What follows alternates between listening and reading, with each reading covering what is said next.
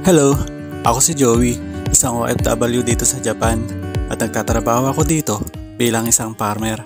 Ito ang itsura ng farm namin sa labas. Hindi mo akalaing farm ang nasa loob. Ang ganda kasi nito sa labas. At ngayon nga ay papasok na kami sa aming trabaho. Tulad nyo, isa ako sa mga nangarap din dati na makapunta at makapagtrabaho sa Japan. Kaya nag-apply ako sa isang agency at ako nga po ay isa sa mga mapalad na napili ng employer at nagtatrabaho na nga dito sa Japan. Ako ay isang horticulture farmer. Masaya ako sa aking trabaho at laking pasasalamat ko sa Panginoon dahil binigyan niya ako ng napakabait na employer at mga kasamahang ni Honjin. Kaya bilang pasasalamat, pinagbubuti ko ang aking pakikitungo at sipag sa aking trabaho.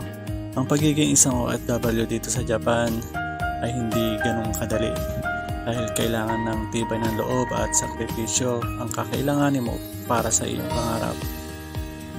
Pero lahat ng sakripisyo at hirap mo mawawala yan, lalo na kapag nakikita mo na naibibigay mo ang mga hindi mo kayang ibigay nung nasa Pilipinas ka pa para sa iyong pamilya at sa iyong magulang. Sa 1 taon at 8 buwan ko dito sa Japan, nasimulan ko na din makapagpaayos ng aming bahay at may savings na din po kahit papaano.